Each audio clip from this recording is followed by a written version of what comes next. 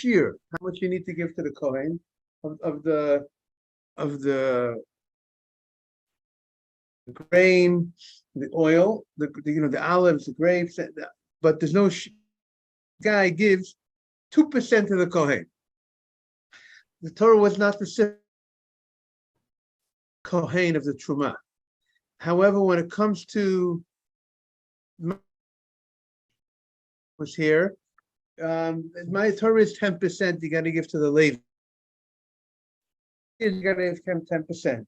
So if you didn't, now we're on 13a. So the Mishnah says, but if a person achal tevel, person ate tevel, he did not take off the tithes, which is a big sin. You're not allowed to eat the food. Eat the food unless you take off the tithes. If you don't take off the tithes, like I say, you can't eat food till you say bracha. You don't say bracha on the food. It's for. The thing is regarding the Torah told us the great prohibition. Food without taking off the tithes. That Ma'aser Rishon, and that the Mishnah tells us comes with it. The lashes would, if you warned the guy for such a thing. So regarding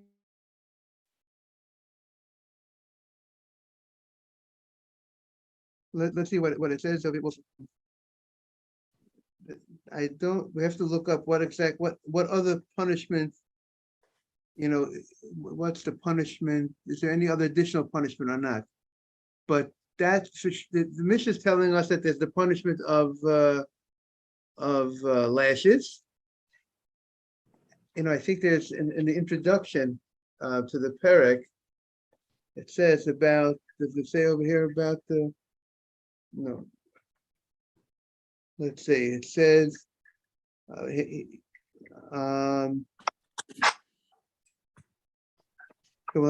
have to look it up.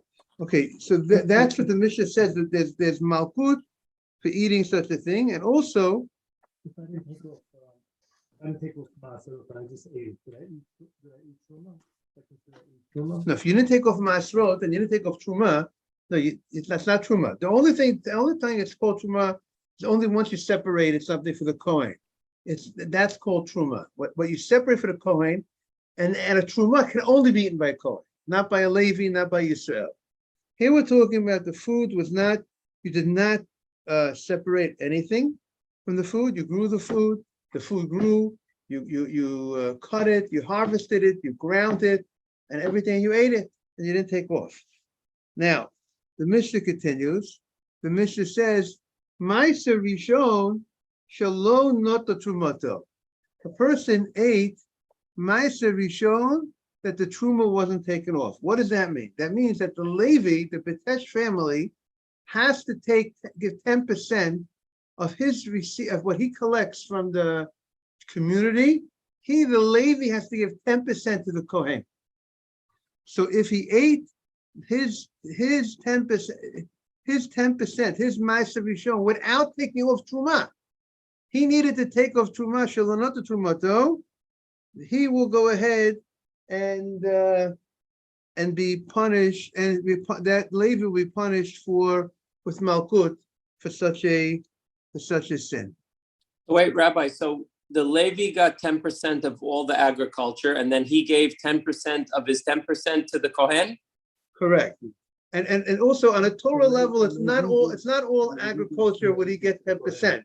On a Torah level, with specific things, let's say grapes and olives and grain, but not in all things. The rabbis added many things that we give to the Levi, but technically, whatever the Levi receives, he has to give 10% to the Kohen.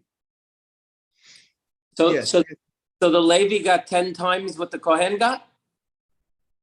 So the Levi, I mean, if you say the Kohen got an average of, again, let's say on 100, if you take 100 bushels, so you start with 100 bushels, let's say, and then 9%, 1%. Right, then you give, let's say, 2 bushels, let's say, to the Kohen. So now you're left with 98. And then the Levi gets No, you have to give, 9.8. you have to give 10 from 100.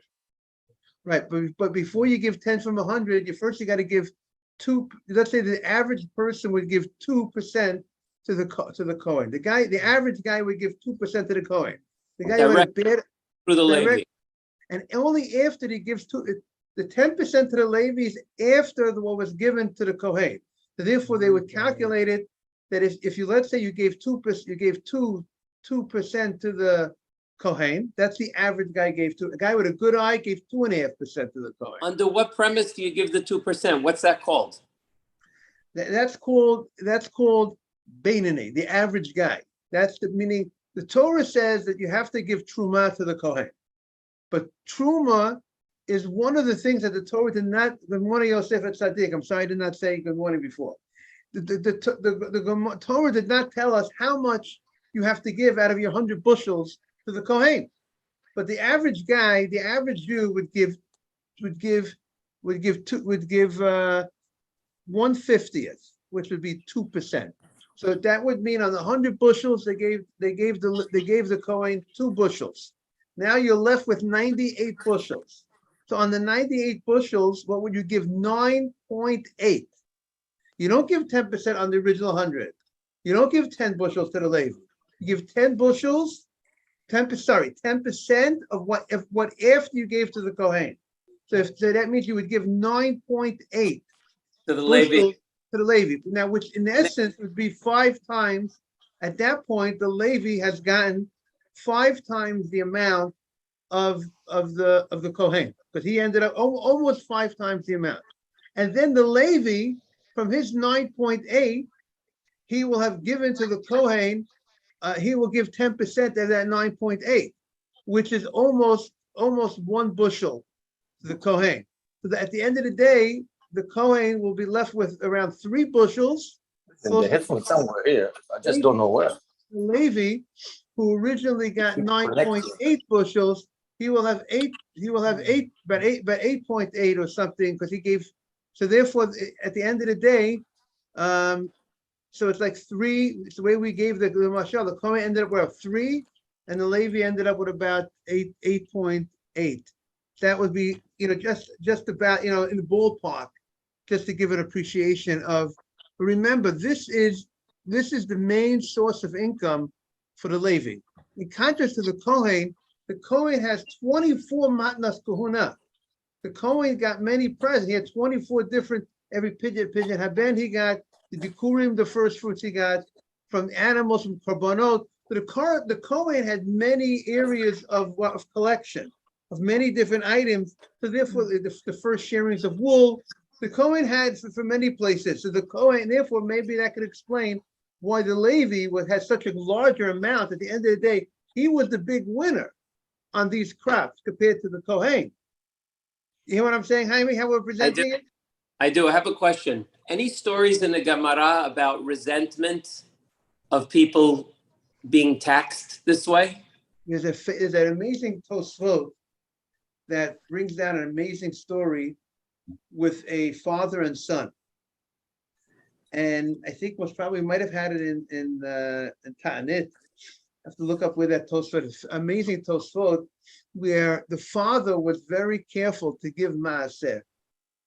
And the father told the son that the father was getting old, and he told the son that, remember, when you take over, you should also make sure you give Maaser. And the son, the first year, maybe the son gave the Maaser, and then the son had like resentment. Look, I'm giving so much to the Levi, 10% to the Levi, besides to the Kohen. And so what did he do? He started cutting back on his Maaser, and eventually his business went down. His land produced only 10% of what it used to produce. And because that was like a punishment, because he was keeping the 10% that he was supposed to give to the Levi, and he kept it for himself. So God only gave him the 10% out of the original amount And then when he met his relatives told him, like, you see, if you would have followed what your father said, if you would have given the maaseh, you wouldn't have got yourself into yourself, like you got yourself into this whole problem to yourself.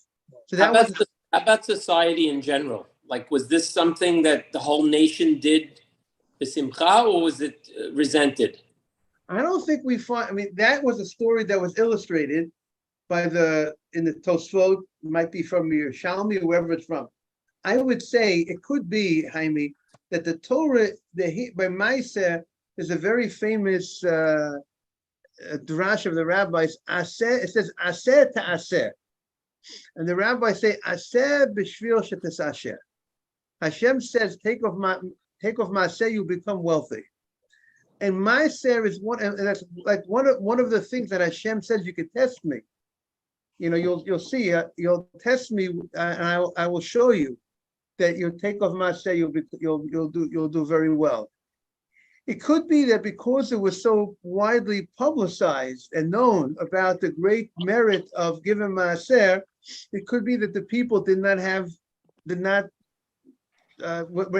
were on top of their game.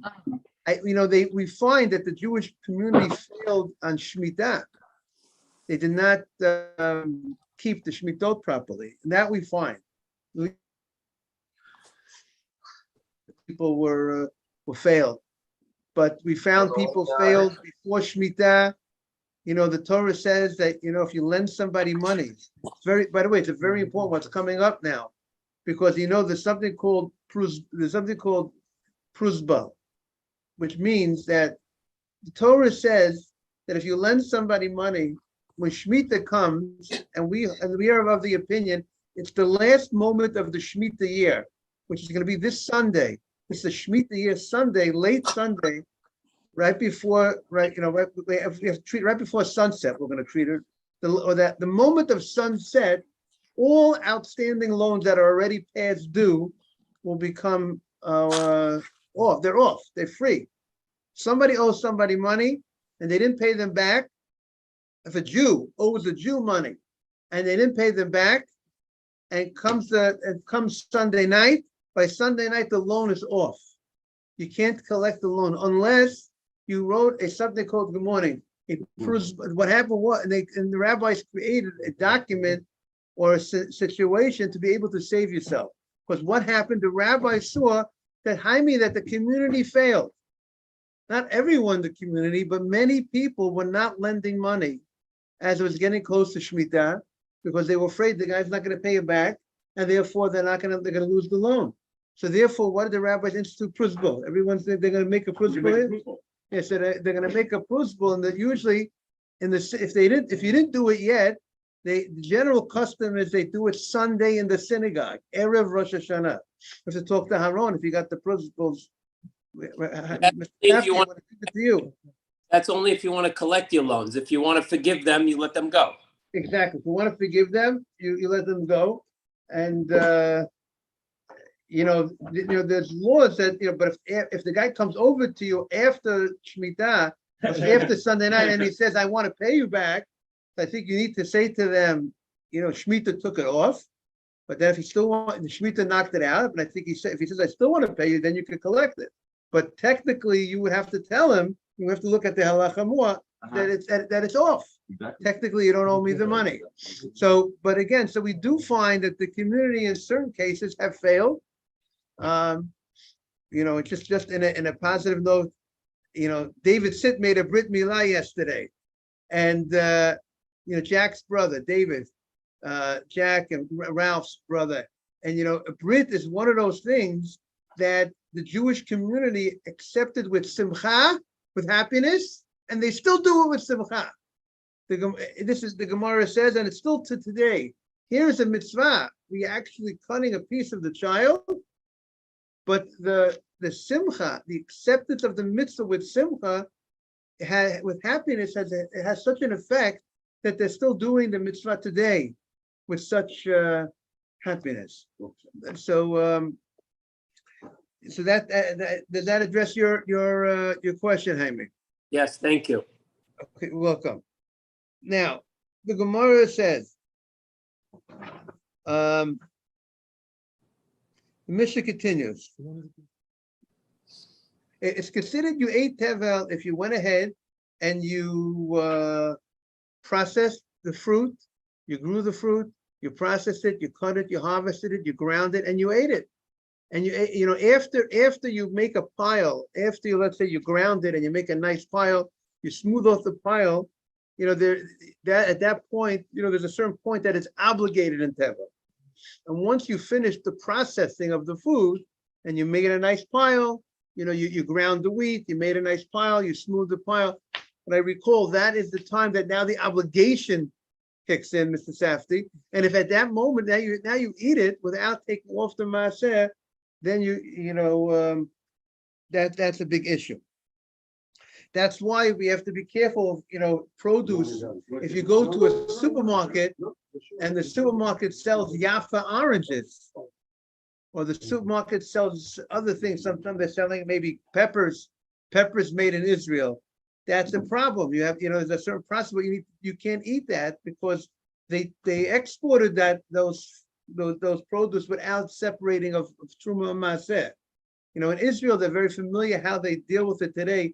You know, how they deal with the maaser and the truma today. Obviously, they're not giving it to the Kohen, they're not giving it to the Levi, but there's a process that they need to do of separation. They're very familiar with their process in Israel. Here in America, we're not involved in that because because the produce that we deal with is non-Israel produce. So we're not familiar so much with the process, exactly what to do with Israel produce. But if someone would have Israel produce here in America that was not tithe, there's an issue today. It applies today, Mrs. Safdie, as well. Therefore, you have to watch what you eat. And that's the irony, morning, Simon. The irony is that produce that comes to Eretz Yisrael that they're selling in the supermarket, I got to be aware of the issues. I can't just eat it here in America. I can't eat the Jaffa oranges. I can't eat the peppers that are made in Israel. There's olive oil that's sold here, pressed in Israel. You can't touch it? I would say, if it was not, again, as only if they didn't take off, if it has a supervision on it, the supervision, the OU means that they took care of it. That's what the OU means. If there's no supervision, if you have something that, you know, they're just exporting olive oil from Israel and there's no supervision on it, then you're getting into all these issues. So if there's a hashgacha, that's the basic responsibility of the supervising agency. Okay, so the Mishnah continues. Ma'aseh sheni v'hekdish shelo niftu. Ma'aseh sheni. In addition to the 10% that you give to the Levi, you have to give during the 6-year cycle before the Shemitah, you have in year 1 and year 2. And by the way, I just want to share a little secret. Years 1, 2, and 3 are repeated in year 4, 5, and 6. Whatever you did in year 1, that's what you did in 4, 5. What you did in year 2, you do in 6. What you did in year 1, you do in year 4. What you did in year 2, you do in year 5. What you did in year 3, you do in year 6. Therefore, the first 2 years of the cycle is Ma'aser Rishon and Ma'aser Sheni. Ma'aser Rishon is the first 10% that you give to the Levi. Ma'aser Sheni, the second 10, Ma'aser means from Eser, 10. The second 10%, you have to take to Jerusalem, to the old city, and you have to eat it doesn't belong to anybody but you. And you eat it in Jerusalem. If you can't go ahead and bring the food to Jerusalem, you can't bring the produce to Jerusalem, you redeem it on coins, as Mr. Batesh saying. You take the coins to Jerusalem, and you buy the food in Jerusalem with those coins, and then you eat it there. You have to go, okay, now, you have to, if you want to redeem the fruit, you have to add a certain percentage. Now, what happens if you did not redeem the fruit? Here we are sitting in Tel Aviv, and we have fruit that grew, and we did not go ahead and redeem it. We have some grapes, and we got some olives, and we were supposed to, and it was Ma'aser Sheni. I separated, and this is Ma'aser Sheni, this is 10% has to be eaten in Jerusalem, and I decide I want to eat it outside Jerusalem. That carries with it lashes, malchut. If I'm warned and I'm told you're not allowed to do that, you're violating the prohibition. The Torah says Ma'aser Sheni has to be eaten where? In Jerusalem. If it wasn't redeemed, now if it was redeemed, then I could eat it because the holiness went onto the coins. and I can eat the food in Tel Aviv, and then take the coins to Jerusalem. But if I did not redeem it, now that's my shame. And then Hegdish Shalom Niftu. Similarly by Hegdish, if let's say I have food that I said I want this food to be Hegdish, I'm donating it to the Hegdish, it should be holy. Now, if I want to go ahead and eat it, and I got to give it to Hegdish. But if I want to have it, use it for personal use, I have to first redeem it. If I did not redeem it, there's a prohibition to go ahead and eat it. So that will carry Makkos. That Maaseh Rishon v'Hegdish Shalom Niftu. Okay, clear? Mr. Safdie, is that clear? Okay. Kama yochal min hatevel v'yechayav.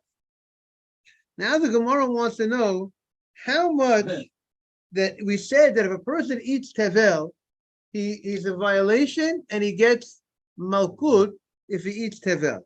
How much tevel does a person need to eat to be chayav? Now the general rule is when the Torah, when we have laws of eating, generally the shear is a kazayit. How much matzah you have to eat on Pesach? Kazayit. How much so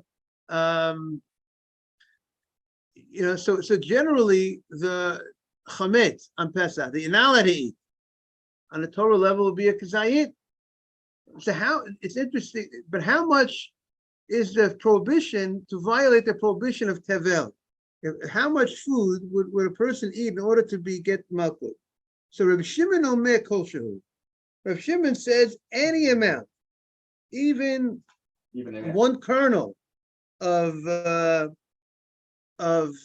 wheat that you did not take off maaser, truma and maaser, and you eat that will incur lashes. The Chachamim see the standard, the normal standard, kazayid. It will be the size of an olive. By the way, you should know Yom Kippur is coming up. There's a prohibition to eat on Yom Kippur, there's a prohibition to drink on Yom Kippur, but the amount to eat on Yom Kippur is different than other times of the year. Meaning to say, to violate the prohibition of Yom Kippur that will incur the penalty of karet, which is the punishment for eating Yom Kippur, it's a date. It's a certain size of a date, which is larger than an olive. Okay, that's just an interesting point. Now, so Amar Lehen Reb Shimon. Reb Shimon says to the Chachamim, Reb Shimon here is coming to explain his position. And I think he needs to open up with an explanation because his position is novel. His position is a chidush, that he says that it's any amount. Because where do we find that concept when the Torah says eating? Even we have the mitzvah of Birkat HaMazon. It's eating, and okay, there the Torah says there kazayit is not the size either by Birkat HaMazon on a Torah level. On a rabbinic level, we eat the size of the kazayit and we say Birkat HaMazon. On a Torah level, the Torah says an extra thing. V'achalta v'savata. You have to be satiated in order to go on a Torah level to Birkat HaMazon. The rabbinic level is an aleph. So Amar Rav Shimon, don't you admit to me if you eat a little ant, an ant, very small ant, don't you agree that, and someone was telling me also that by sushi, on these they have these things, the weeds, whatever, seaweed has horses, right? They have many different horses. Right. A horse is a very small little, right? A small little sea bug. The sea bugs. There's many of them, right? And if you don't, they're not checked properly. I think that's what someone told me, right? You have to be aware of these things. So, don't you admit to me that? Listen, a little. We spoke yesterday about romaine lettuce. Fresh romaine lettuce that's not checked properly. They're small little bugs. So, and there's malkut for such a thing. There's lashes for such a thing, even though it's not the size of a kazayit. So, don't you admit to me that there is a what? Don't you admit to me that there is malkut on such a small thing? So we have a precedent that there's malkut, even something very small. So the rabbis say back, amalo neshu kibriyata, because that's the way it was created. It's a whole item, the way it was created, and therefore you ate You ate a complete bug. It's chashuv. You ate a complete bug. But Why would they give us an example of the malach to eat? Because it was created. It was created. yeah, because Simon, because they're using the mala as a sign. No, because they're using that as a precedent that even though it's so small, it's less than an olive size. They were trying to decide. The size, exactly, and the rabbis say that's different. We'll see tomorrow more about the. Have a great day, everybody. Good to see everybody. All Thank the you, best. Thank you. Thank you, everybody. Bye-bye. Thank you. Bye-bye. Yes, thank you. Nice to meet you as well. Yeah. What's your name? No, I'm